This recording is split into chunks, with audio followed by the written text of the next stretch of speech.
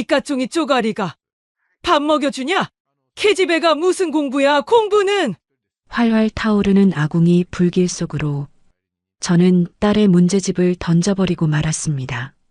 엄마, 안 돼. 그거 내가 밤새 푼 거야. 제발 태우지 마. 울며불며 불 속으로 손을 뻗는 은지를 제가 얼마나 모질게 밀쳐냈는지 모릅니다. 시끄러워! 내 오빠 등록금 낼 돈도 없어! 당장 공장에나 가! 아니면 연 끊고 나가든지! 그날 제 입에서 나온 그 독한 말들이 결국 제 목숨 같은 딸을 영영 집 밖으로 내몰고 말았습니다. 낡은 가방 하나 달랑 들고 대문 밖으로 사라지던 그 조그만 등짝, 빗줄기 속에서 가늘게 떨리던 그 야윈 어깨가 10년이 지난 지금도 제 눈동자에 문신처럼 박혀서 지워지질 않습니다.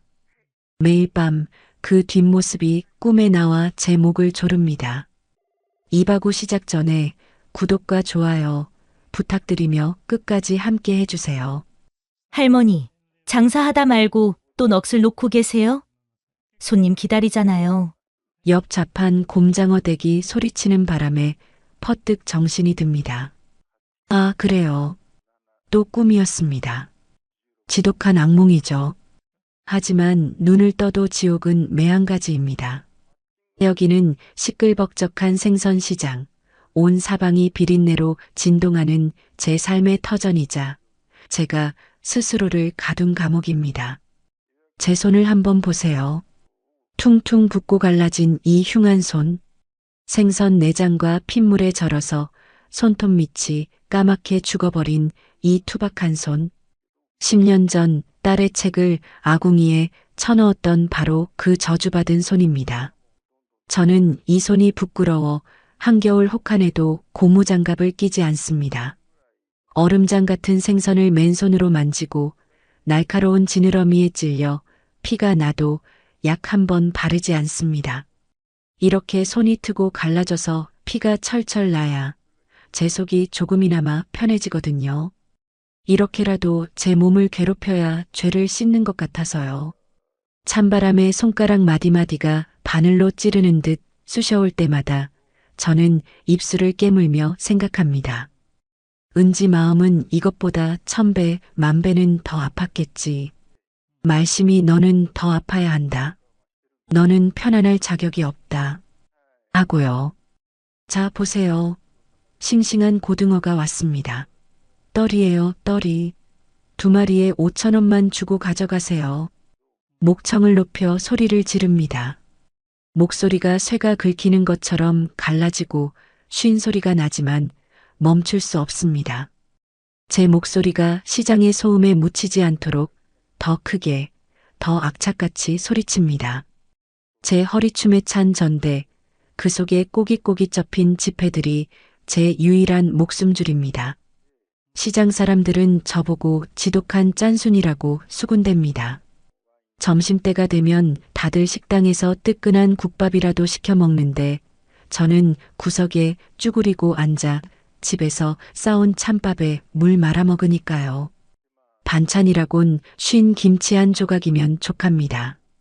다방 커피 한 잔 값도 아까워 자판기 앞을 그냥 지나칩니다. 맞습니다. 저 돈에 미친 늙은이 맞습니다. 하지만 제가 이 돈을 저 잘 먹고 잘 살자고 모으는 게 아니에요. 10년 전 큰아들 놈 사업한다고 집안 기둥뿌리까지 다 뽑아먹고 빈털터리가 되었을 때 비로소 깨달았습니다. 내가 헛똑똑이었구나. 내 딸 인생을 망치고 그 귀한 돈을 엉뚱한 데 썼구나. 피눈물을 흘리며 후회했습니다. 그래서 이 악물고 모읍니다. 우리 은지, 혹시라도 어디선가 살아서 만난다면 그때 주려고요. 엄마가 미안했다. 엄마가 죽을 죄를 지었다. 이거 가지고 가서 그토록 하고 싶던 공부 마저 해라. 맛있는 것도 사 먹고 예쁜 옷도 사 입어라. 그 말 한마디 하면서 쥐어주려고 10년 동안 썩은 생선 내장 뒤집어쓰며 악착같이 모은 돈입니다. 이 돈은 단순한 종이 쪼가리가 아닙니다. 제 피고, 제 눈물이고, 제 뼈아픈 후회 덩어리입니다. 그런데 야속한 세월은 저를 기다려주지 않나 봅니다. 요즘 들어 자꾸만 가슴 한복판이 뻐근해집니다. 꼭 누가 젖은 수건으로 심장을 꽉 짜내는 것처럼 숨이 턱턱 막혀와요. 가끔은 눈앞이 핑 돌면서 생선들이 2개, 3개로 겹쳐 보입니다. 말씀 할머니, 병원 좀 가보세요. 안색이 흑빛이에요. 옆집 새댁이 걱정스레 말하지만 저는 손사래를 칩니다. 병원비가 어디 있습니까? 그 돈이면 우리 은지 따뜻한 밥 한 끼라도 더 사 먹일 수 있는데요. 저 같은 죄인에게는 아픈 것도 사치입니다. 약 먹을 돈으로 적금을 붓는 게 낫습니다. 은지야? 오늘도 고등어 좌판을 정리하고 있는데 저기 시장 입구 쪽에 낯익은 뒷모습이 보입니다. 하얀 코트를 입고 긴 머리를 질끈 묶은 아가씨. 어깨에 맨가방 끈을 꼭 쥐고 걷는 저 모양새. 분명 우리 은지입니다. 제가 낳은 새끼를 제가 못 알아볼 리가 없잖아요. 10년 전 비 오는 날 대문 밖으로 나가던 그 뒷모습과 똑같습니다. 제 가슴이 요동치기 시작합니다. 은지야, 은지야, 거기 서라. 엄마가 잘못했다. 저는 신던 장화가 벗겨지는 줄도 모르고 내달렸습니다. 질척한 시장 바닥 무릉덩이에 미끄러질 뻔하면서도 죽을 힘을 다해 쫓아갔어요. 앞치마가 풀어 헤쳐지고 머리가 산발이 되어도 상관없습니다. 지나가는 사람들과 부딪혀 욕설을 들어도 귀에 들어오지 않습니다. 숨이 턱 끝까지 차올라 심장이 터질 것 같았지만 지금 놓치면 영영 못 볼 것 같았습니다. 사람들을 밀치고 생선 상자를 넘어뜨리며 그 하얀 등을 향해 손을 뻗었습니다. 제발 1초만이라도 좋으니 얼굴을 보고 싶었습니다. 아가, 내 딸 은지야. 엄마 여기 있다. 겨우겨우 그 아가씨의 팔을 낚아채 돌려 세웠습니다. 심장이 쿵쾅거려 입 밖으로 심장이 튀어나올 것만 같았습니다. 제발, 제발 은지이길. 은지여서 나한테 욕이라도 한 바가지 퍼부어 주길. 머리채를 잡히더라도 좋으니 제발 내 딸이길. 그런데 뒤를 돌아본 여자의 얼굴은 제가 모르는 남이었습니다. 아이고 할머니, 비린내 나게 왜 이러세요? 사람 잘못 보셨어요. 옷 다 버렸네 진짜. 낯선 여자가 인상을 팍 쓰며 제 손을 거칠게 뿌리칩니다. 여자의 하얀 코트에 제 손자국이 검게 묻어 있습니다. 더러운 생선 비늘과 핏자국. 아, 또 헛것을 봤군요. 벌써 몇 번째인지 모릅니다. 시장에 다니는 젊은 여자만 보면 다 제 딸 같아서 미친 사람처럼 쫓아가고 또 쫓아가고 여자가 털고 간 제 손을 멍하니 내려다봅니다. 그래요. 이 더러운 손으로 감히 누구를 잡겠습니까? 제 주제에 감히. 그 순간이었습니다. 쿵 하고 가슴속에서 무언가가 억장이 무너지는 소리를 내며 내려앉았습니다.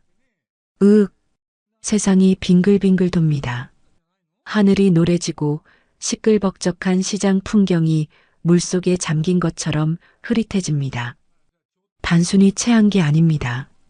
가슴을 누군가 거대한 쇠망치로 내려치는 것 같은 끔찍한 통증이 덮쳐옵니다. 뼈가 으스러지는 것 같아요. 왼쪽 팔이 저릿해지더니 감각이 없어집니다. 숨을 들이마시려는데 공기가 들어오지 않습니다. 목구멍이 막힌 것처럼 막막합니다. 다리에 힘이 풀려 그 자리에 주저앉고 맙니다. 차가운 시멘트 바닥에 얼굴을 쳐박고 쓰러지는데 몸이 말을 듣지 않습니다. 바닥에 흐른 생선 핏물이 제 볼에 닿습니다. 차갑고 비릿합니다. 꼭 제 인생 같습니다. 말씀 할머니 왜 이러세요? 사람 살려요. 여기 사람 죽어요. 119. 빨리 119 불러요. 주변 상인들이 우르르 몰려드는 소리가 웅웅거리며 들립니다. 마치 깊은 물속에서 듣는 것처럼 멀게만 느껴지네요. 이대로 죽는 걸까요? 안 되는데. 나 아직 할 일이 있는데. 우리 은지 얼굴도 못 봤는데. 사과도 못 했는데. 엄마가 미안하다, 사랑한다. 그 말 한마디를 아직 못 전했는데. 밥은 먹고 다니는지, 어디서 아픈 데는 없는지. 그거 확인하기 전엔 눈을 감을 수가 없는데. 은지야, 엄마가 미안해. 제발 한 번만 엄마 앞에 나타나 다오. 하느님, 제발 저를 불쌍히 여기신다면 딱 한 번만 제 딸을 보게 해주세요. 제 눈앞이 캄캄해집니다. 희미해지는 의식 속에서 삐뽀삐뽀 요란한 구급차 사이렌 소리가 들려옵니다. 점점 가까워지는 그 소리가 마치 저를 데리러 온 저승사자의 발소리 같아서 저는 마지막 힘을 다해 굽은 손가락을 허공으로 뻗어봅니다. 잡고 싶습니다. 내 딸의 옷자락이라도. 하지만 잡히는 건 차가운 시장 바닥의 허공뿐입니다. 그렇게 저는 가슴에 10년 묵은 돌덩이를 매단 채 칠흑 같은 어둠 속으로 빨려 들어갔습니다. 은지야. 보고 싶다, 은지야. 비. 규칙적이고 차가운 기계음 소리가 귓가를 때립니다. 여기가 어딜까요? 지옥일까요? 아니면 아직 이승의 끝자락을 붙잡고 있는 걸까요? 온몸이 물에 젖은 솜처럼 무겁습니다. 눈꺼풀이 천근만근이라 떠지질 않습니다. 코끝에는 지긋지긋한 생선 비린내 대신 톡 쏘는 소독약 냄새가 진동합니다. 아, 병원이구나. 누군가 나를 기어이 병원으로 데려왔구나. 환자분, 제 목소리 들리세요? 눈 좀 떠보세요. 혈압 60에 40? 맥박이 너무 약해. 교수님 호출해. 다급한 목소리들이 웅웅거리며 머리 위를 떠다닙니다. 낯선 손길들이 제 옷을 가위로 자르고 차가운 젤 같은 것을 가슴에 바릅니다. 수치스럽다는 생각조차 들지 않습니다. 그저 너무 춥고 너무 무서워서 엄마를 찾는 어린아이처럼 입술만 달달 떨릴 뿐입니다. 은지야, 은지야. 속으로 수천 번 딸의 이름을 부릅니다. 죽기 전에 저승가는 길동무로 이름이라도 실컷 불러보고 싶어서요. 그때였습니다. 아수라장 같은 응급실의 소음 속에서 제 심장을 꿰뚫는 목소리가 들려왔습니다. 바이탈 사인 체크하세요. 에피네프린 투여하고 심전도 모니터 계속 띄워요. 너무나 차분하고 서늘할 정도로 냉정한 목소리. 하지만 저는 알 수 있었습니다. 10년 동안 단 하루도 잊어본 적 없는 목소리. 꿈결에도 들으면 벌떡 일어날 수 있는 그 목소리. 내 딸 은지입니다. 설마 또 헛소리를 듣는 게냐? 말씀이 내가 기어이 미쳤구나. 스스로를 나무라며 감긴 눈에 힘을 주었습니다. 확인해야 합니다. 만약 이게 내 마지막 순간이라면 저 목소리의 주인이 누구인지 꼭 봐야겠습니다. 있는 힘을 다해 눈꺼풀을 들어 올렸습니다. 흐릿한 시야가 서서히 초점을 맞춥니다. 하얀 천장, 눈부신 형광등 불빛, 그리고 그 아래 서 있는 하얀 가운을 입은 여자. 은지야? 제 입에서 갈라진 쇳소리가 새어나왔습니다. 여자가 저를 내려다봅니다. 차갑게 굳은 표정, 핏기 하나 없는 입술, 그리고 서늘하게 빛나는 눈동자. 세상에나, 세상에나, 맙소사. 꿈이 아닙니다. 헛것이 아닙니다. 제 딸 은지입니다. 10년 전 그 비오는 밤 내쫓았던 내 새끼 은지가 의사가 되어 제 눈앞에 서 있습니다. 목에는 청진기를 걸고 가슴에는 흉부외과 교수 이은지라는 명찰을 달고 말입니다.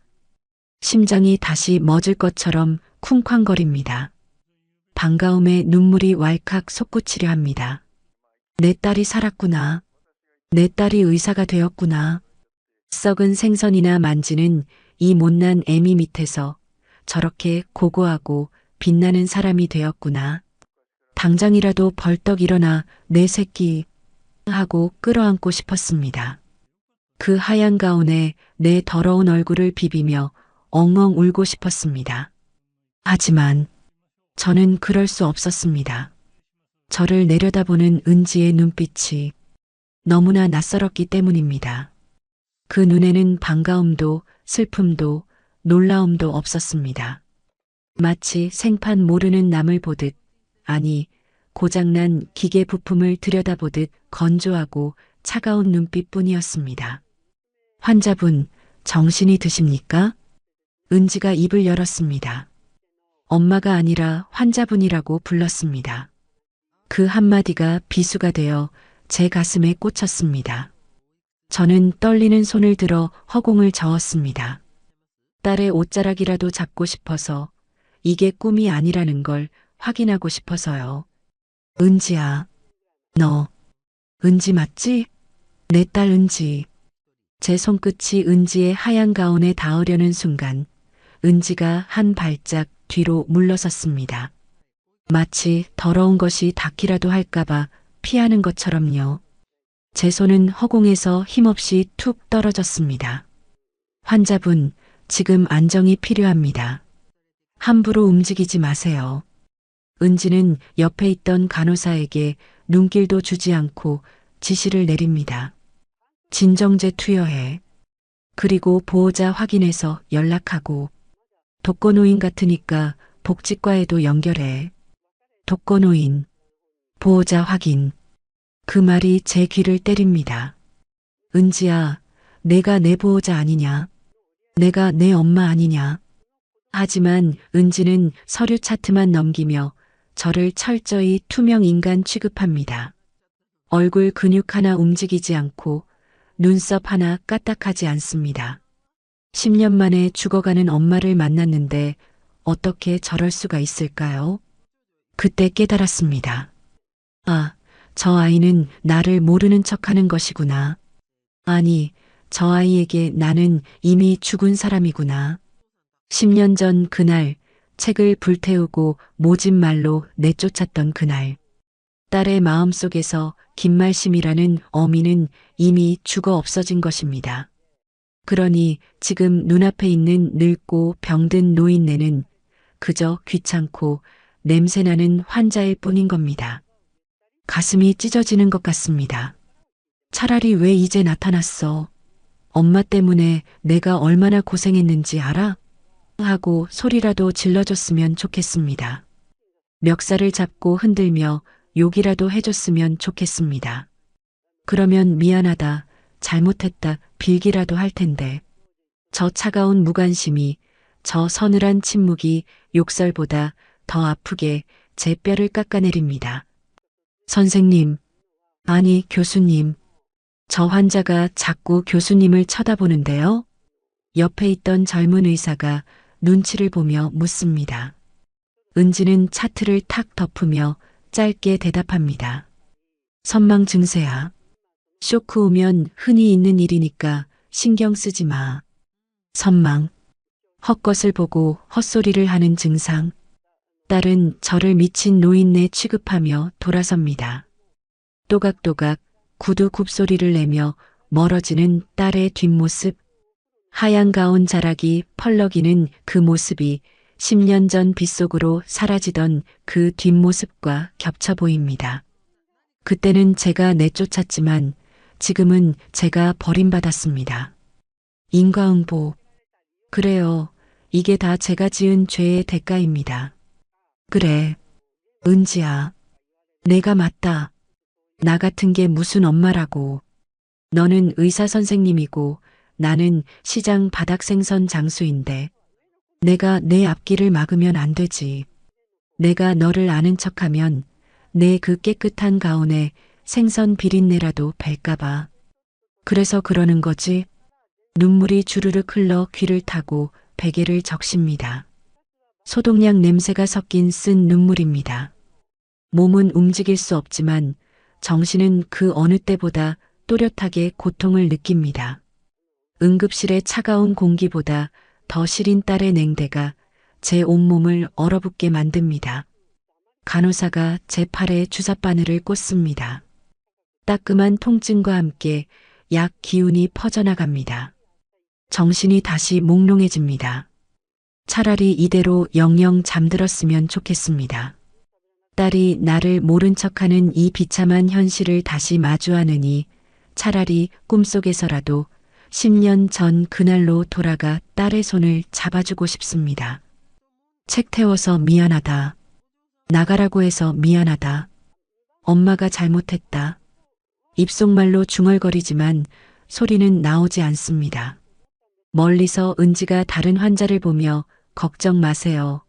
제가 살려드릴게요라고 말하는 소리가 들립니다. 다른 사람에게는 저렇게 따뜻한 의사 선생님인데 나에게는 얼음장 같은 남이구나. 제 시야가 점점 어두워집니다. 마지막으로 보이는 것은 응급실 천장의 하얀 불빛과 저 멀리서 분주하게 움직이는 내 딸의 흐릿한 형체뿐입니다. 은지야, 부디 훌륭한 의사가 되어라. 이 못난 엄마는 잊고 보란듯이 잘 살아라. 그게 내가 너에게 해줄 수 있는 마지막 선물인 것 같구나. 심전도 모니터 소리가 자장가처럼 들려옵니다. 비. 저는 깊은 절망의 늪으로, 아니 딸이 파놓은 차가운 침묵의 바다로 가라앉습니다. 눈을 뜬 지 반나절이 지났습니다. 저는 지금 6인실 병동 구석 침대에 쥐 죽은 듯 누워 있습니다. 커튼을 반쯤 치고 이불을 머리끝까지 뒤집어 쓴 채 말입니다. 마치 죄인처럼 숨을 죽이고 있습니다. 아니, 저는 죄인이 맞습니다. 회진 돌겠습니다. 교수님 오십니다. 복도가 소란스러워지더니 구두 굽소리가 또각또각 들려옵니다. 커튼 틈 사이로 훔쳐보니 하얀 가운을 입은 의사 대여섯 명이 우르르 몰려옵니다.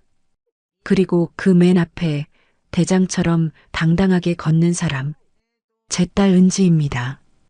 뒤따르는 젊은 의사들이 은지의 말 한마디 한마디를 받아 적느라 쩔쩔맵니다. 3번 베드 환자, 폐부종 소견 있으니 이뇨제 용량 늘리세요. 5번 환자 수술 스케줄 잡았습니까? 은지의 목소리는 낮지만 힘이 있고 단호합니다. 시장 바닥에서 생선 팔며 악다구니를 쓰던 제 목소리와는 차원이 다릅니다. 저렇게 빛나는 사람이 내 배 아파 낳은 자식이라니. 가슴이 벅차오르면서도 한편으로는 쥐구멍에라도 숨고 싶어집니다. 은지가 점점 제 침대 쪽으로 다가옵니다. 저는 황급히 이불 속에서 제 손을 감췄습니다. 생선 비린내가 배고 손톱 밑이 새카만 이 더러운 손이 저 깨끗하고 고귀한 의사 선생님들 눈에 띌까 봐서요. 커튼 걷으세요. 은지의 건조한 지시에 간호사가 커튼을 확 젖힙니다. 밝은 형광등 불빛이 제 초라한 몰골을 비춥니다. 저는 눈을 내리깔고 죄송하다는 듯 몸을 잔뜩 웅크렸습니다. 환자분, 통증은 좀 어떠십니까? 은지가 저를 내려다보며 묻습니다. 10년 만에 듣는 딸의 목소리가 바로 코앞에서 들리는데 그 말투가 너무나 사무적이라 가슴이 베이는 것 같습니다. 엄마, 괜찮아? 그 한마디면 되는데. 그 한마디면 지금 당장 죽어도 여한이 없을 텐데. 저는 아무 말도 할 수 없었습니다. 목이 메어서 입을 열면 울음이 터져 나올 것 같아서 고개만 살짝 저었습니다. 은지는 제 가슴에 청진기를 갖다 댑니다. 차가운 금속이 닿는 순간 제 심장이 쿵 하고 내려앉습니다. 10년 전 제가 밀쳐냈던 딸의 체온이 느껴지는 것만 같습니다. 은지도 느꼈을까요? 엄마의 심장이 죄책감으로 요동치고 있다는 것을요. 심잡음이 여전하네요. 추가 검사 필요합니다. 그리고 은지가 잠시 말을 멈추더니 코를 킁킁거리며 미간을 찌푸립니다. 그 순간 제 심장이 덜컥 멈추는 것 같았습니다. 비린내다. 냄새가 나는구나. 아무리 씻어도 지워지지 않는 제 몸의 생선 비린내. 그 역한 냄새가 고귀한 의사 선생님들의 비위를 거슬리게 한 겁니다. 뒤에 서 있던 젊은 의사가 코끝을 살짝 가리는 게 보였습니다. 얼굴이 화끈거려 견딜 수가 없습니다. 딸의 얼굴에 먹칠을 하고 있구나. 내가 여기 누워 있는 것 자체가 우리 은지 명성의 똥물을 튀기는 짓이구나. 위생관리에 신경 써주세요.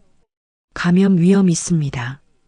은지는 차갑게 한마디를 던지고는 뒤도 돌아보지 않고 다음 침대로 이동했습니다. 감염 위험. 그 말이 엄마는 나에게 균 같은 존재야라는 말로 들렸습니다. 그래요. 저는 딸의 인생을 갉아먹는 병균이고 지워버리고 싶은 얼룩입니다. 은지와 의사들이 병실을 빠져나가자마자 저는 결심했습니다. 떠나야 한다. 당장 여기서 사라져야 한다. 내가 내 딸을 위해 해줄 수 있는 유일한 일은 죽은 듯이 없는 듯이 사라져주는 것뿐이다. 병원비를 낼 돈도 없거니와 행여나 누가 저 냄새나는 할망구가 이은지 교수 엄마래라고 수군거리기라도 하면 어떡합니까? 그건 죽기보다 싫습니다. 저는 주위를 두리번거렸습니다. 간호사들이 자리를 비운 틈을 타야 합니다. 몸을 일으키려니 가슴 통증이 밀려와 윽소리가 절로 납니다. 하지만 참아야 합니다. 제 팔에는 링거 바늘이 꽂혀 있고 가슴에는 주렁주렁 심전도 선들이 붙어 있습니다. 이것들을 떼어내야 합니다. 으윽. 테이프를 거칠게 뜯어내자 살점이 떨어져 나가는 듯 아픕니다. 하지만 제일 큰 문제는 팔에 꽂힌 굵은 주사바늘입니다. 이걸 뽑으면 피가 철철 날 텐데 겁이 덜컥 났지만 딸의 차가운 눈빛을 떠올리며 눈을 질끈 감았습니다. 확 하고 바늘을 잡아 뽑았습니다. 흡. 비명도 지르지 못하고 숨을 삼켰습니다. 팔뚝에서 검붉은 피가 주르륵 흘러내려 환자복 소매를 적십니다. 바닥에도 핏방울이 뚝뚝 떨어집니다. 하지만 지혈할 시간도 없습니다. 저는 제 낡은 옷과 신발을 챙겨 들고 도둑고양이처럼 병실을 빠져나왔습니다. 복도는 길고 넓었습니다. 한 발짝 뗄 때마다 세상이 빙글빙글 돕니다. 벽을 짚으며 비틀비틀 걸어갑니다. 지나가는 환자 보호자들이 저를 이상한 눈으로 쳐다봅니다. 저 할머니 피 흘리는데 미친 사람인가 봐. 수군거리는 소리가 들리지만 상관없습니다. 엘리베이터까지만 가면 됩니다. 거기서 내려가서 병원 문만 나서면 다시는 은지 눈앞에 나타나지 않겠습니다. 시골 구석에 처박혀서 죽은 듯이 살다가 조용히 갈 겁니다. 환자분, 거기 서세요. 간호사의 고함이 들립니다. 들켰습니다. 저는 아픈 가슴을 부여잡고 뛰기 시작했습니다. 하지만 몇 발자국 못 가서 다리가 풀려 바닥에 철퍼덕 넘어지고 말았습니다. 무릎이 깨지고 팔에서 흐른 피가 하얀 복도 바닥을 엉망으로 만듭니다. 나라, 이거 나라, 내 갈 기다. 달려온 간호사들이 제 팔을 붙잡습니다. 저는 발버둥을 쳤습니다. 돈 없어서 그런다. 치료 안 받는다 앙카나.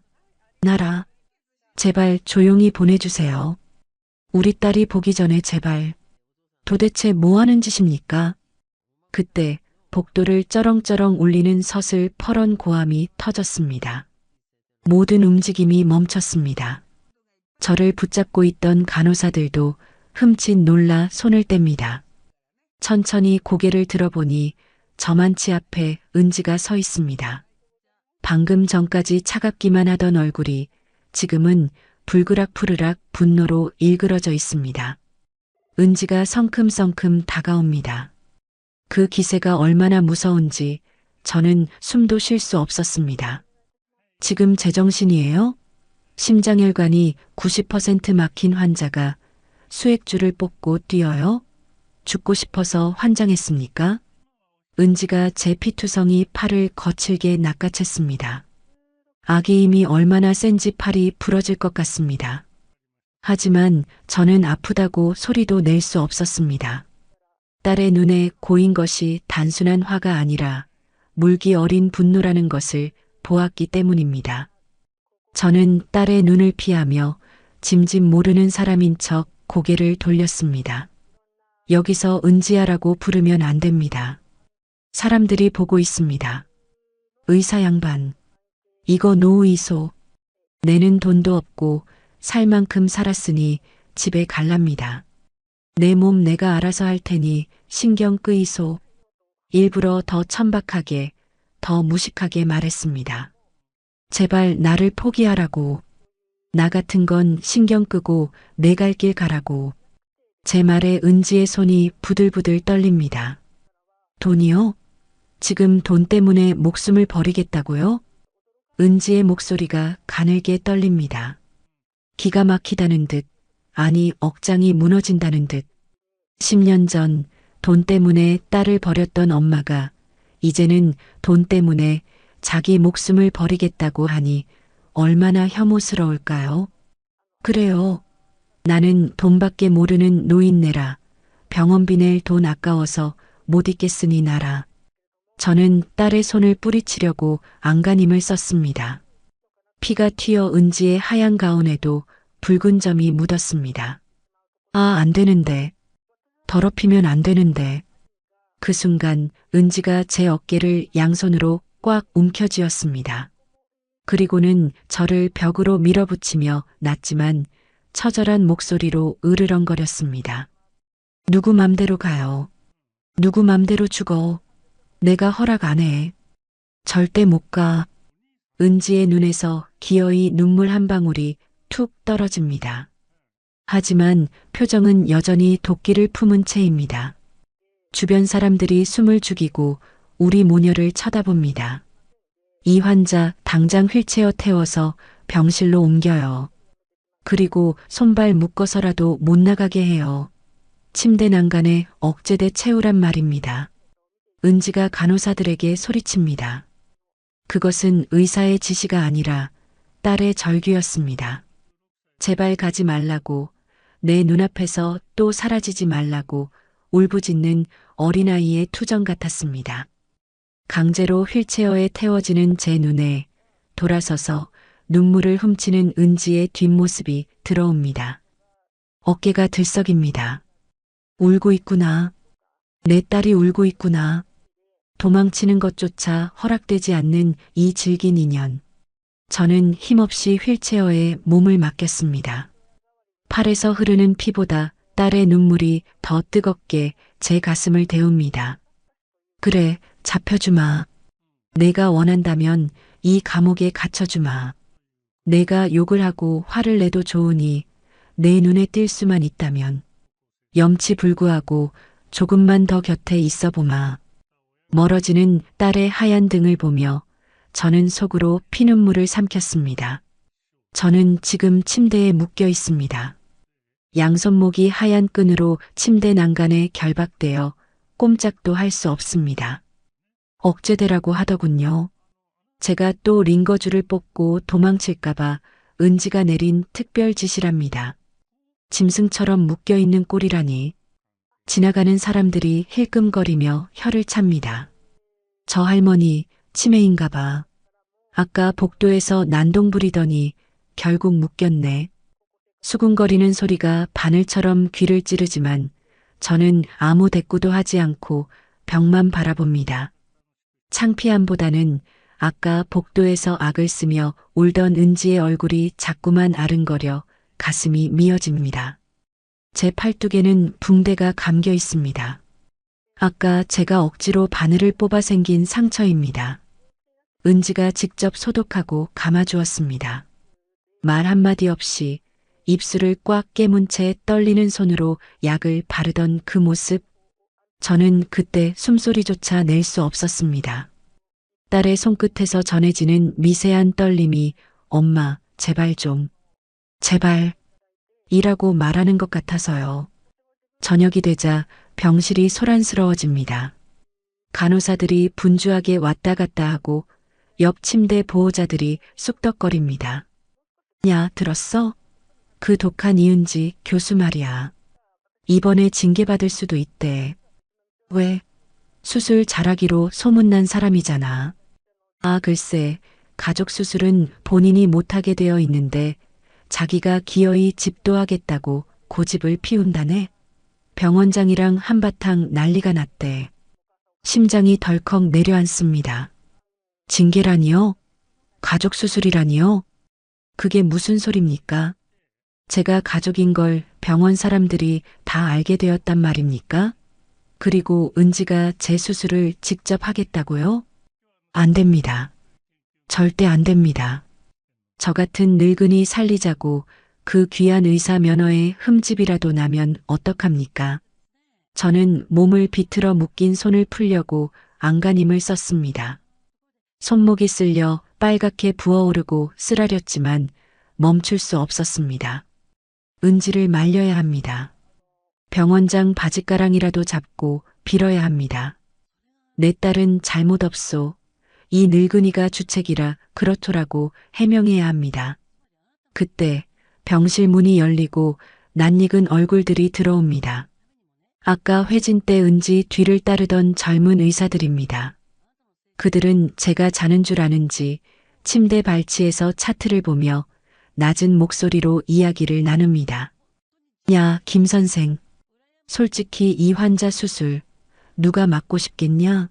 나이도 70 넘었고 심장 상태는 걸레짝이지.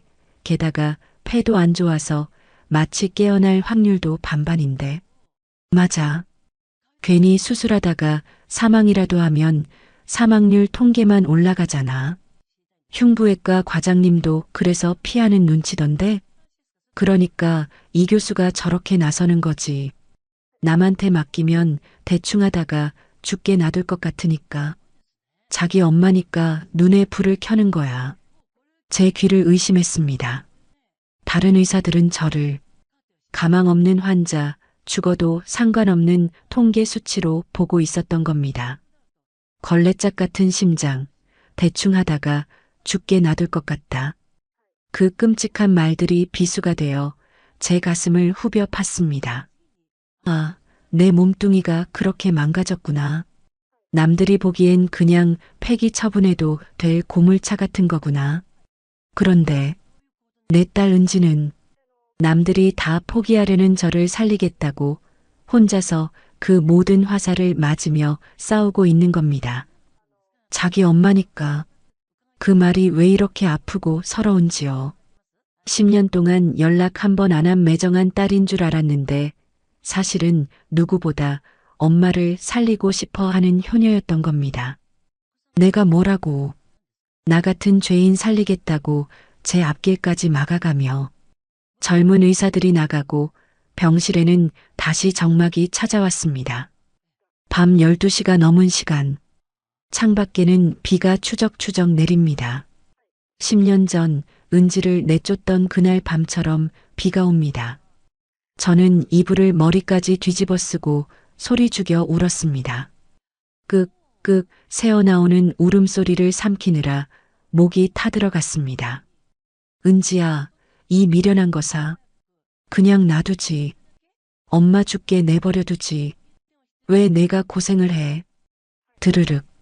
조심스럽게 병실 문이 열리는 소리가 들립니다. 저는 황급히 눈물을 훔치고 자는 척을 했습니다.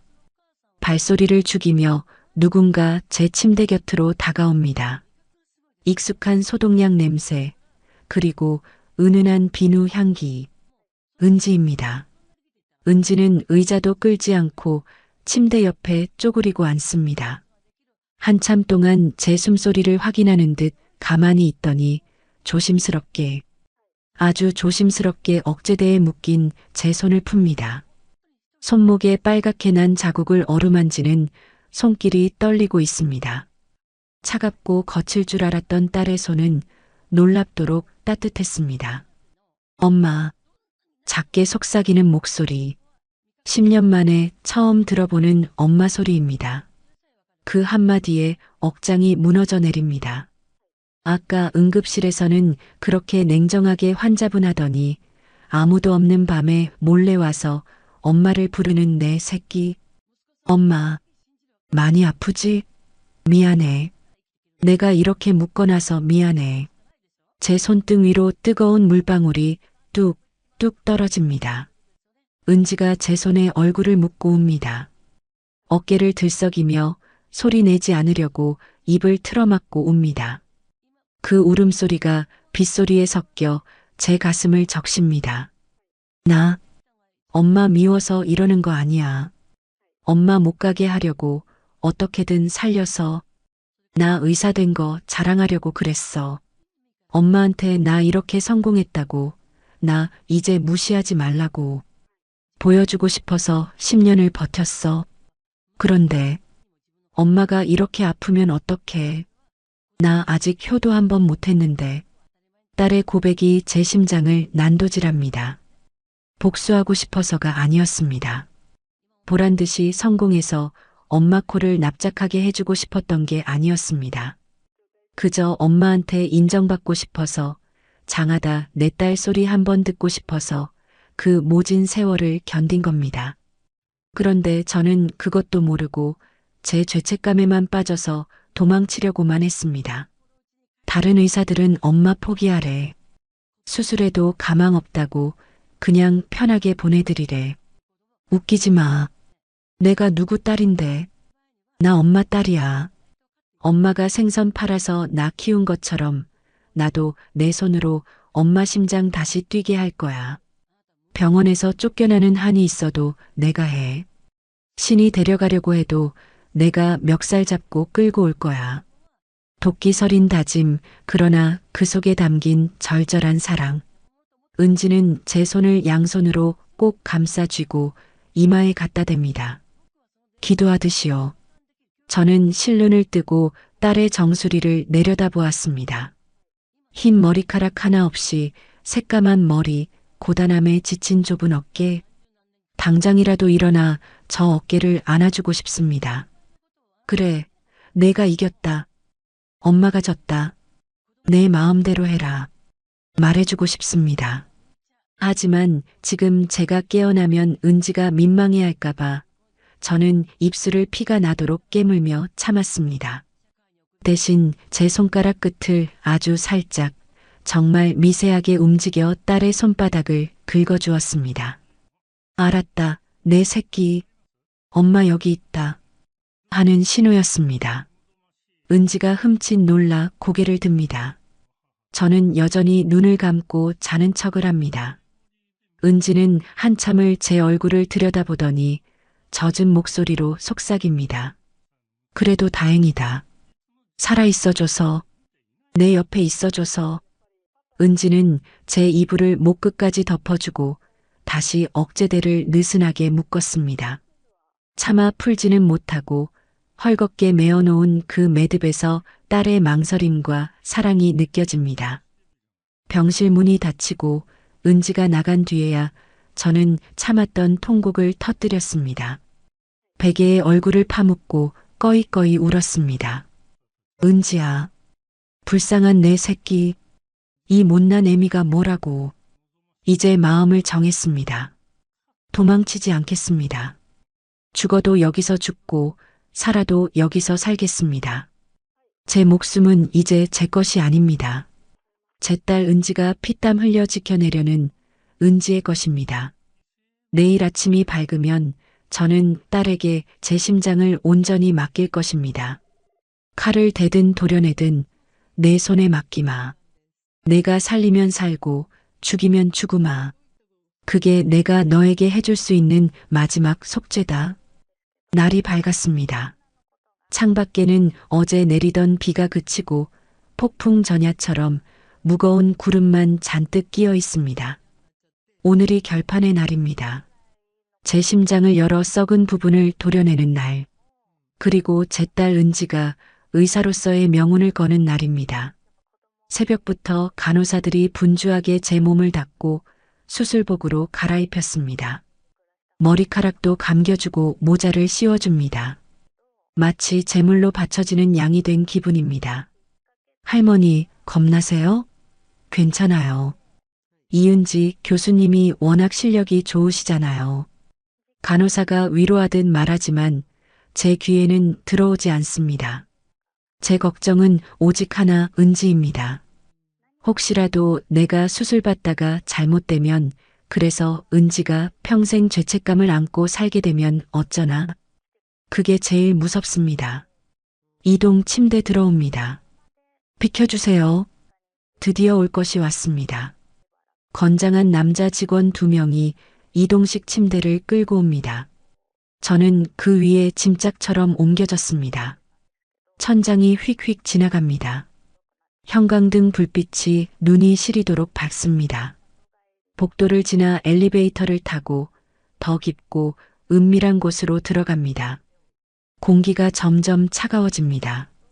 소독약 냄새가 진동합니다. 수술실, 저승 문턱과 가장 가까운 곳. 수술 대기실에 도착하니 냉기가 뼛속까지 스며듭니다. 그때였습니다. 복도 저편에서 웅성거리는 소리가 들립니다. 고함도 들립니다. 분위기가 심상치 않습니다. 이 교수, 당장 멈춰. 자네 지금 제정신인가?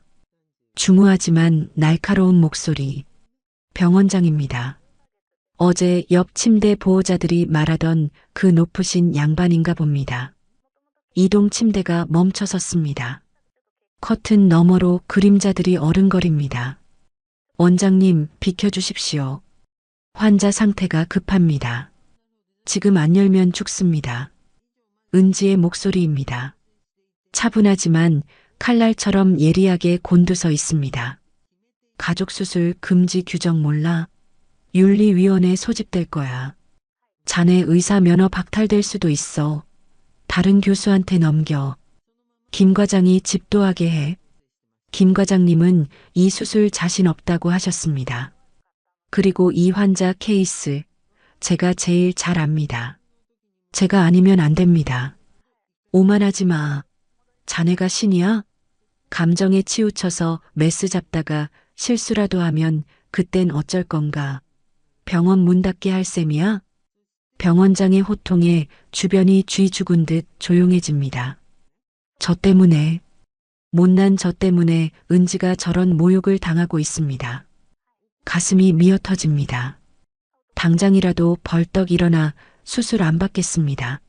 다 필요 없으니 내 딸 건드리지 마소. 라고 소리치고 싶습니다. 하지만 마취 전 처치 약물 때문에 혀가 굳어 말이 나오지 않습니다. 신음소리만 새어나옵니다. 그때 은지의 목소리가 복도를 찢을 듯 울려 퍼졌습니다. 실수 안 합니다. 절대 안 합니다. 잠시 정적이 흐르고 은지가 한자 씹어뱉듯 말을 이었습니다. 이 환자, 내 엄마예요. 내가 10년 만에 만난 내 엄마라고요. 고아처럼 악착같이 버텨서 의사된 이유 딱 하나예요. 우리 엄마 내 손으로 호강시켜주려고. 그런데 지금 남의 손에 맡겨서 죽게 내버려 두라고요? 그럴 바엔 차라리 의사 면허 반납하겠습니다. 가운 벗을 테니 비키세요. 내 엄마 심장, 저 말고는 아무도 못 건드립니다. 쿵, 쿵, 쿵. 제 심장이 북소리처럼 울립니다. 내 엄마예요. 은지가 만천하에 공표했습니다. 냄새나는 생선 장수가 자기 엄마라고. 부끄러워 숨기는 게 아니라 자랑스럽게 내놓고 싸우고 있습니다. 커튼 너머로 들리는 딸의 거친 숨소리가 제 심장 박동과 하나가 되어 뛰는 것 같습니다. 병원장도 기가 찼는지 아니면 딸의 기세에 눌렸는지 한참 동안 말이 없습니다. 이윽고 한숨 소리가 들립니다. 좋아. 대신 결과에 대한 모든 책임은 자네가 져. 만약 실패하면 자네는 이 병원에서 끝이야. 감사합니다. 짧고 단호한 대답. 그리고 발자국 소리가 제 쪽으로 다가옵니다. 커튼이 젖혀지고 수술복에 마스크를 쓴 은지가 나타났습니다. 눈만 내놓고 있지만 알 수 있습니다. 그 눈이 붉게 충혈되어 있다는 것을. 방금까지 병원장과 싸우느라 쏟아낸 에너지가 고스란히 느껴집니다. 은지는 제 얼굴을 내려다보며 잠시 멈칫합니다. 제가 깨어 있다는 걸 몰랐나 봅니다. 우리는 말없이 서로를 응시했습니다. 10년 전 아궁이 불빛 아래서 서로를 노려보던 눈빛과는 다릅니다. 지금은 서로를 살리고 싶어하는 간절하고 애틋한 눈빛입니다. 은지가 떨리는 손으로 제 이마를 짚어줍니다. 차가운 라텍스 장갑의 감촉이지만 그 안의 온기는 뜨겁습니다. 환자분, 아니 엄마, 걱정 마. 한숨 자고 일어나면 다 끝나 있을 거야. 내가 꼭 살릴게. 저는 굳어가는 손을 간신히 들어 딸의 장갑 낀 손을 잡았습니다. 그리고 미리 간호사 몰래 수술동에서 귀퉁이에 적어두었던 글귀를 떠올렸습니다. 지장 대신 삐뚤빼뚤하게 적은 세 글자. 사랑해. 은지도 그걸 받겠지요. 은지야. 겨우 입을 떼어 쇳소리를 냈습니다. 믿는다. 은지의 눈에서 눈물 한 방울이 툭 떨어져 마스크를 적십니다. 은지는 고개를 세차게 끄덕이고는 다시 냉철한 의사의 눈빛으로 돌아갑니다. 마취 시작해. 바이탈 체크하고 개용 준비. 수술실 문이 열리고 저는 눈부신 조명 아래 수술대 위로 옮겨졌습니다. 차가운 공기, 기계들의 알림소리, 금속 기구들이 부딪히는 소리. 마취과 의사가 제 얼굴에 산소 마스크를 씌웁니다. 할머니, 숨 크게 들이마시세요. 하나, 둘, 셋. 의식이 몽롱해집니다. 천장에 불빛이 흐려집니다. 마지막으로 보이는 것은 수술대 옆에 서서 메스를 들고 있는 내 딸 은지의 모습입니다. 비장합니다. 마치 전쟁터에 나가는 장수 같습니다. 은지야, 엄마 심장 너한테 준다. 마음대로 해라. 메스. 은지의 짧은 외침과 함께 제 가슴 위로 차가운 날이 닿는 기분이 듭니다. 그리고 갑자기 경고음이 길게 울립니다. 혈압 떨어집니다. 40에 20, 심정지입니다. 출혈이 너무 심해. 시야가 확보 안 됩니다. 다급한 외침들이 귓가에서 웅웅거립니다. 어둠 속에서 누군가 소리칩니다. 엄마, 안 돼. 제발. 은지의 비명일까요? 아니면 제 영혼의 비명일까요? 붉은 피가 분수처럼 솟구치는 환영을 보며 저는 깊은 심연 속으로 가라앉았습니다. 제발. 은지 손에 피를 묻히지 말게 하소서. 제발. 삐. 끊어질 듯 이어지던 붉은 실이 툭 하고 끊어진 소리. 수술실 모니터에 일직선이 그려집니다. 심정지. 죽음의 신호입니다. 어레스트. 석션 더해. 시야 확보 안 되잖아.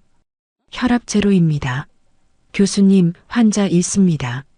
수술실은 아수라장이 되었습니다. 제 가슴을 열자마자 뿜어져 나온 피가 수술포를 적시고 바닥으로 뚝뚝 떨어집니다. 비릿한 피 냄새가 소독약 냄새를 집어삼킵니다. 은지의 하얀 가운은 이미 붉게 물들었습니다. 보안경 너머 은지의 눈동자가 지진이라도 난 듯 흔들립니다. 안 돼. 안 돼. 엄마 안 돼.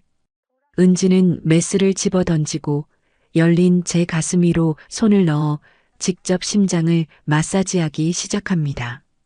작고 따뜻한 심장을 두 손으로 감싸 쥐고 일정한 박자로 쥐어짭니다. 짜내고 놓고, 짜내고 놓고. 제발 뛰어. 제발 뛰란 말이야. 나 아직 엄마한테 해줄 거 많단 말이야. 은지의 절규가 수술실 천장을 때립니다. 옆에 있던 마취가 교수가 다급하게 말립니다. 이 교수, 그만해. 이미 늦었어. 뇌 손상 온다고. 사망 선고해야 해. 닥쳐요. 누가 사망이야. 내 엄마 안 죽었어. 바이탈 돌아올 때까지 아무도 손 못 대. 은지는 미친 사람처럼 심장을 주무릅니다. 땀과 눈물이 뒤섞여 마스크 속으로 흘러내립니다. 하지만 제 심장은 야속하게도 묵묵부답입니다. 차갑게 식어갈 뿐입니다. 그 시각 저는 꿈속을 헤매고 있었습니다. 매캐한 연기 냄새, 타탁 타탁 타는 소리. 아, 또 10년 전 그날입니다. 지겹도록 반복되던 악몽의 현장. 제 앞에는 10년 전의 젊은 은지가 울면서 서 있습니다. 제 손에는 딸의 문제집이 들려 있고 아궁이 불길은 시뻘건 혀를 날름거리며 책을 달라고 아우성칩니다. 평소의 꿈이라면 저는 여기서 책을 던져버리고 딸을 밀쳐내야 합니다. 그리고 평생 후회하며 깨어나야 합니다. 그게 정해진 각본이었습니다. 하지만 오늘은 다릅니다. 어디선가 엄마 제발 하는 은지의 목소리가 들려왔기 때문입니다. 그 목소리가 너무나 처절해서 제 영혼을 뒤흔들었습니다. 안 돼. 이번엔 안 된다. 2번 다시 내 새끼 눈에 피눈물 나게 안 할 거다. 저는 불길 속으로 던지려던 책을 가슴에 품었습니다. 그리고 울고 있는 은지에게 다가갔습니다. 엄마. 놀란 은지가 뒷걸음질 칩니다. 저는 와락 딸을 끌어안았습니다. 비쩍 마른 몸, 땀 냄새와 섞인 비누 냄새. 내 딸의 냄새입니다. 은지야. 미안하다. 엄마가 미친년이었다. 엄마가 잘못했다. 엄마. 공부해라. 하고 싶은 거 다 해라. 엄마가 생선 아니라 내 장기를 팔아서라도 너 의사 만들어줄게. 그러니까 가지 마라. 제발 엄마 곁에 있어 다오. 꿈속의 은지가 엉엉 울음을 터뜨리며 제 품에 파고듭니다. 그 따뜻한 체온이 제 가슴으로 전해집니다. 아궁이 불길이 서서히 사그라들고 대신 따뜻한 햇살이 비추기 시작합니다. 저는 딸의 등을 토닥이며 속삭입니다. 은지야, 포기하지 마라. 엄마 여기 있다. 엄마 안 죽는다. 너 두고 절대 안 간다. 에피네프린원 앰플 더. 제세동기 200줄 충전. 현실의 수술실. 은지는 포기하지 않았습니다. 마지막 수단으로 전기 충격을 가하려 합니다. 차지. 샷. 쾅. 제 몸이 허공으로 튀어올랐다 떨어집니다. 탄 냄새가 납니다. 하지만 모니터는 여전히 일직선입니다. 한 번 더. 250줄. 차지. 교수님, 이제 그만. 시끄러워. 차지. 샷. 쾅. 2번째 충격. 은지의 손끝이 하얗게 질렸습니다. 제발. 하나님 제발이요.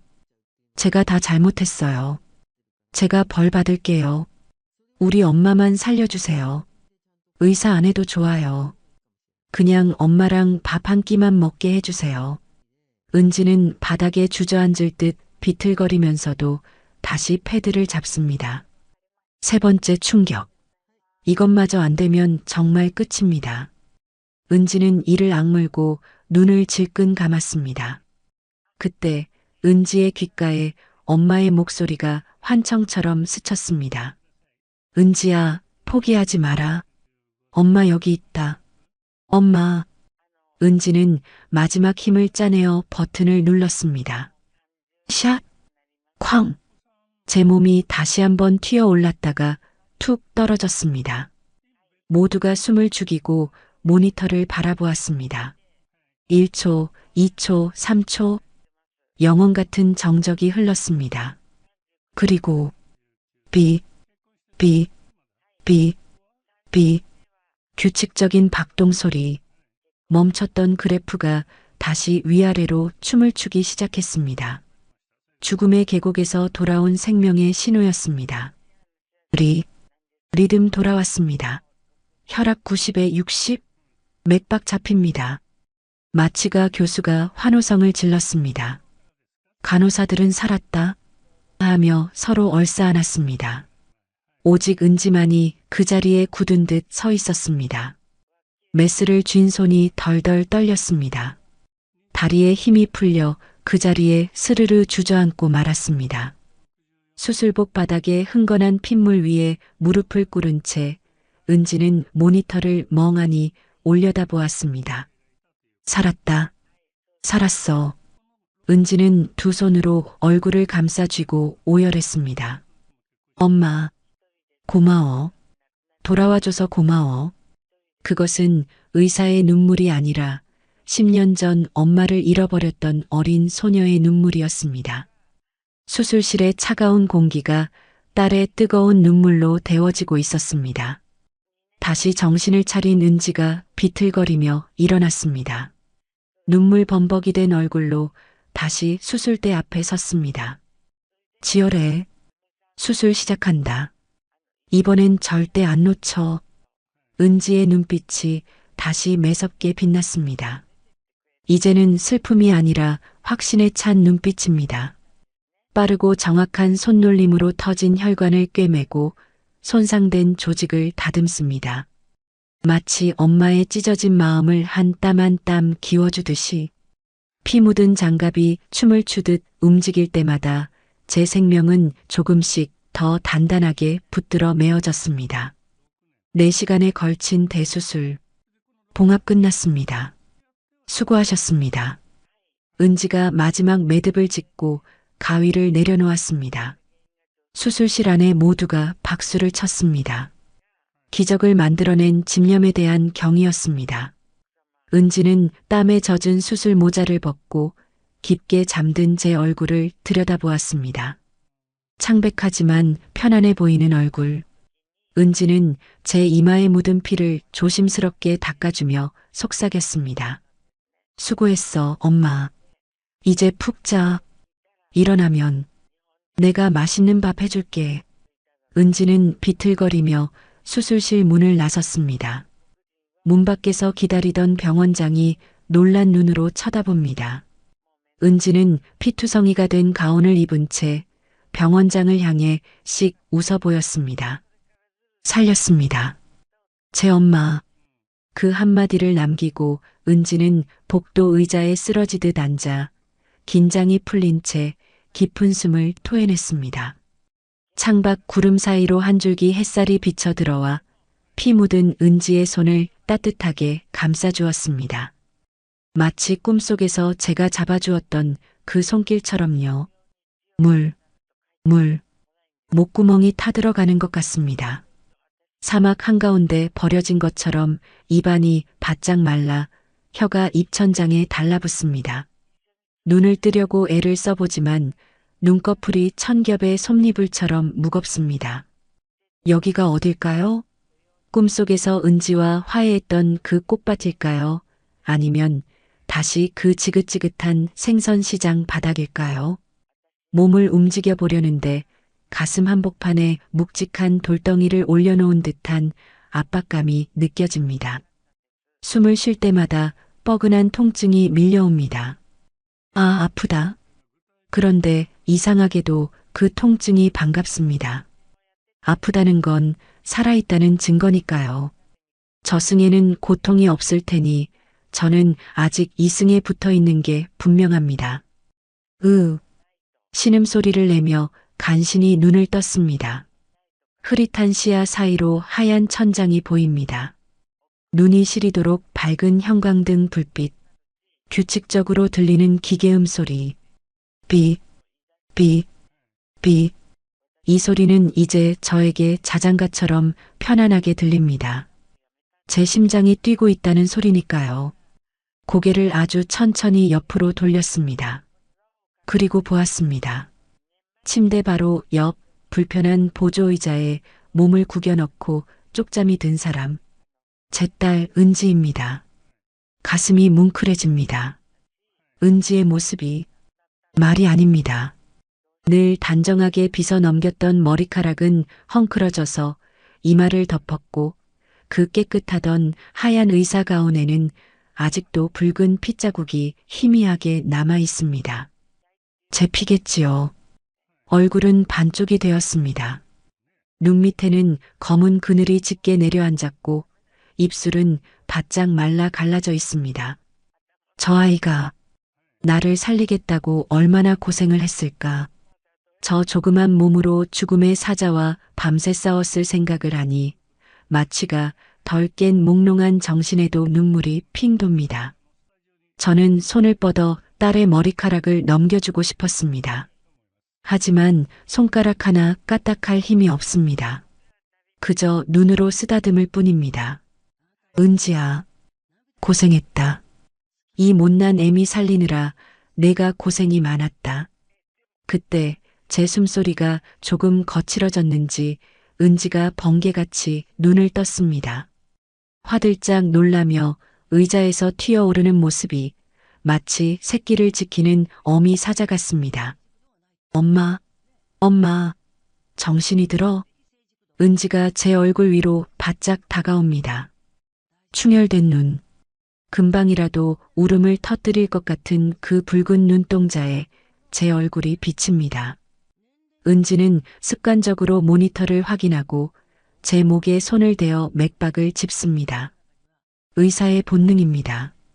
하지만 손길은 의사의 것이 아니라 겁에 질린 딸아이의 것입니다.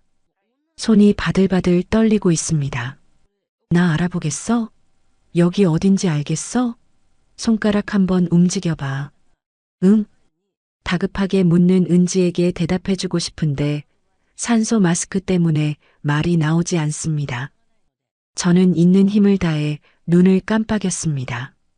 그래, 안다. 내 딸 은지 아니냐?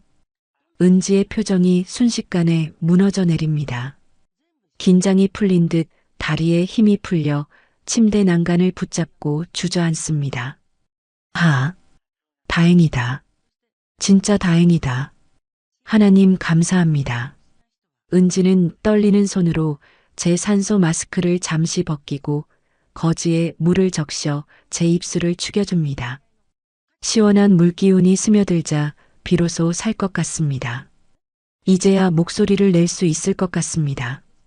할 말이 너무나 많습니다. 10년 동안 가슴속에 쌓아두었던 그 수만 가지 말들 중에 무엇을 가장 먼저 해야 할까요? 사랑한다. 보고 싶었다. 용서해다오. 저는 힘겹게 오른손을 들어 올렸습니다. 천근만근 무거운 팔이 허공에서 휘청거립니다. 은지가 얼른 제 손을 두 손으로 감싸줍니다. 따뜻합니다. 10년 전 제가 뿌리쳤던 그 손의 온기가 이렇게 따뜻했군요. 저는 그 손을 잡고 은지의 가슴팍에 있는 명찰로 가져갔습니다. 흉부외과 교수 이은지.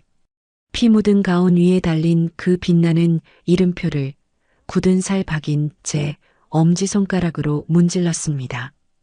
장하다. 내 새끼. 갈라지고 쉰 목소리. 바람 빠지는 듯한 소리였지만 제 진심을 꾹꾹 눌러 담은 한마디였습니다. 그 말을 듣는 순간 은지의 눈에서 참았던 댐이 터지듯 눈물이 왈칵 쏟아졌습니다. 엄마, 미안하다. 엄마가 정말 미안하다. 내가 못나서 그게 너한테 비수가 된 줄도 모르고.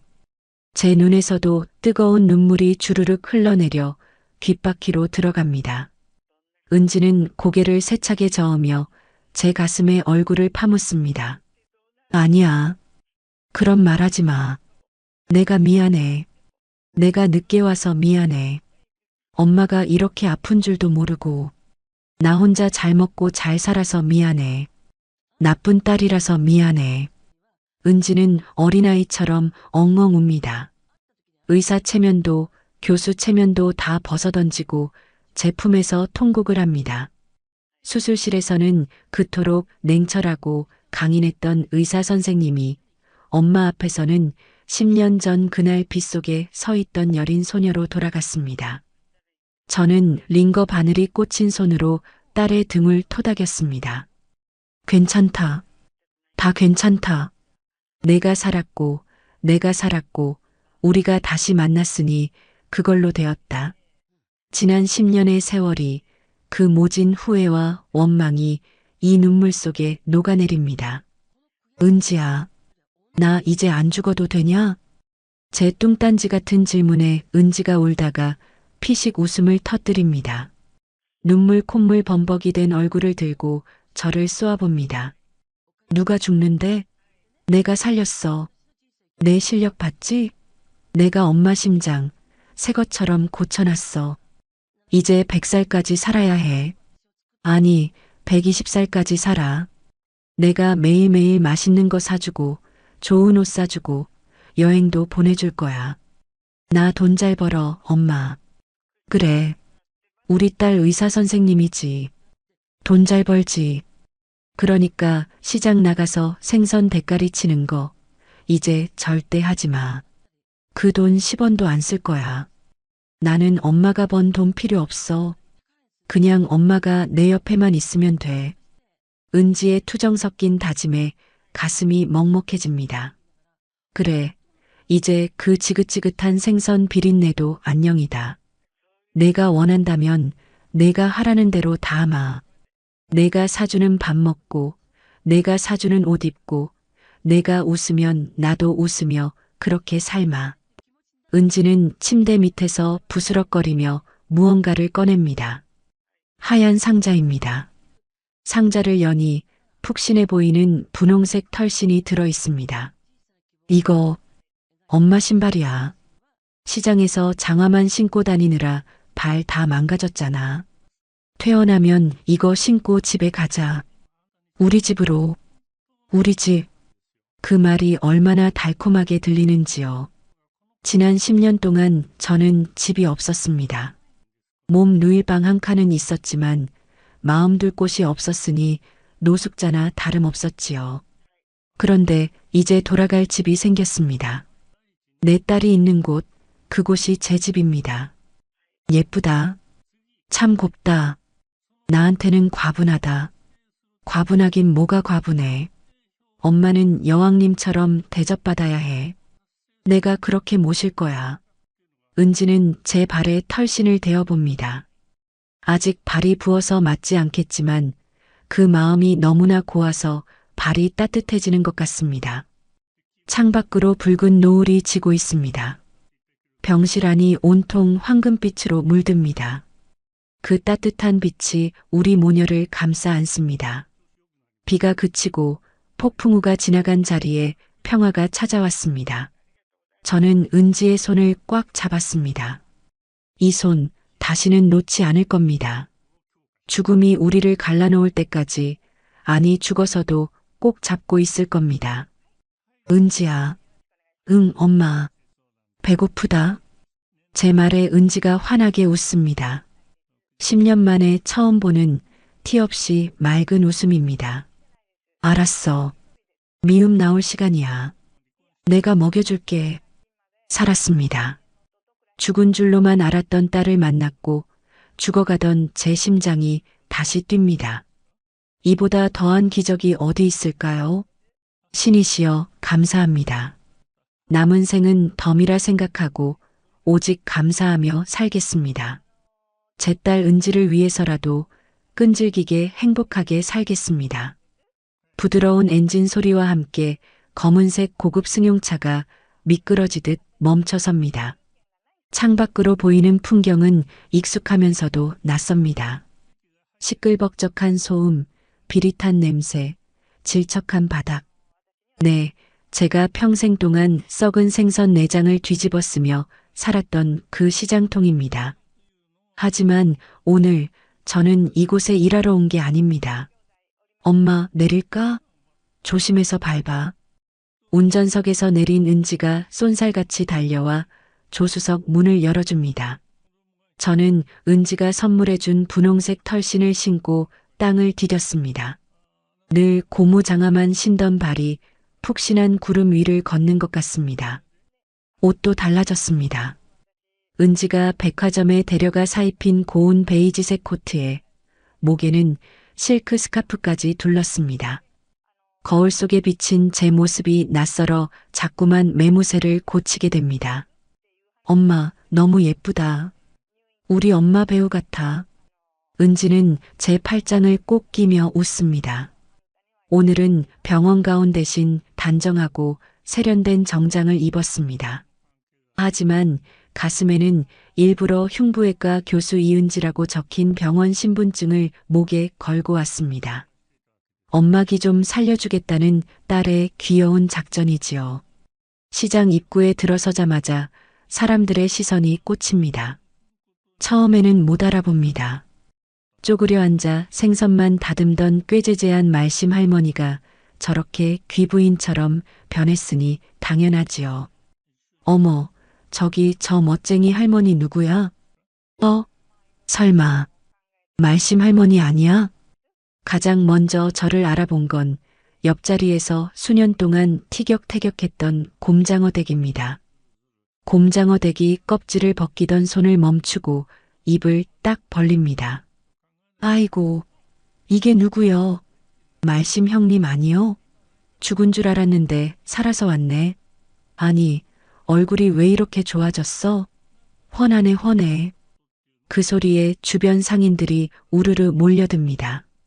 채소 가게 아줌마, 건어물 가게 아저씨, 떡집 할머니까지. 세상에, 나는 형님 저승간 줄 알고 육개장 먹을 준비하고 있었는데 이게 무슨 일이야? 로또라도 맞았어? 옷이며 신발이며 때깔이 다르네. 저는 짐짓 여유로운 미소를 지으며 은지의 팔을 토닥였습니다. 지금입니다. 제 인생 하이라이트가 시작되는 순간입니다. 로또는 무슨, 로또보다 더한 게 여기 있는데. 제 말에 사람들의 눈길이 제 옆에 서 있는 은지에게 쏠립니다. 훤칠한 키, 지적인 외모, 그리고 고급스러운 정장까지. 시장 바닥에서는 좀처럼 볼 수 없는 귀한 모습에 사람들이 웅성거립니다. 누구쇼? 며느리? 혹시 집 나갔다는 막내딸? 저는 심호흡을 크게 한 번 했습니다. 가슴속에 10년 묵은 체증이 쑥 내려가는 기분입니다. 저는 시장이 떠나가라 목청을 높였습니다. 고등어 떨이 팔 때와는 비교도 안 되는 힘차고 당당한 목소리였습니다. 그래요. 내 딸 은지입니다. 10년 전 공부하러 갔던 내 막내딸. 지금 대학병원 교수님 됐습니다. 내 죽어가는 심장도 우리 딸이 직접 수술해서 살려냈습니다. 와! 하는 탄성과 함께 박수가 터져 나옵니다. 세상에, 의사가 됐어? 교수가 됐어? 아이고, 말심 할머니 자식 농사 대박 났네. 어쩐지 딸이 똑소리 나게 생겼더라니. 그동안 저를 보며 혀를 차던 사람들입니다. 자식 복도 지지리도 없지. 돈만 모으다 갈 팔자야라고 수군대던 사람들입니다. 그들의 눈빛이 순식간에 부러움과 경이로움으로 바뀌는 걸 보니 온몸에 전율이 흐릅니다. 수년 동안 찬밥 먹으며 버틴 서름이 눈 녹듯 사라집니다. 그때 은지가 한 발짝 앞으로 나서더니 상인들을 향해 90도로 허리를 숙여 인사합니다. 안녕하세요. 이은지입니다. 그동안 못난 딸 대신 저희 엄마 곁 지켜주셔서 감사합니다. 이모님들 덕분에 저희 엄마가 외롭지 않으셨습니다. 정말 감사합니다. 어쩜 말도 저렇게 예쁘게 할까요? 거들먹거리는 게 아니라 진심으로 고개 숙이는 딸의 모습에 시장 사람들은 더 감동한 눈치입니다. 곰장어 댁이 눈물을 글썽이며 제 손을 잡습니다. 아이고 형님, 복 받았네, 복 받았어.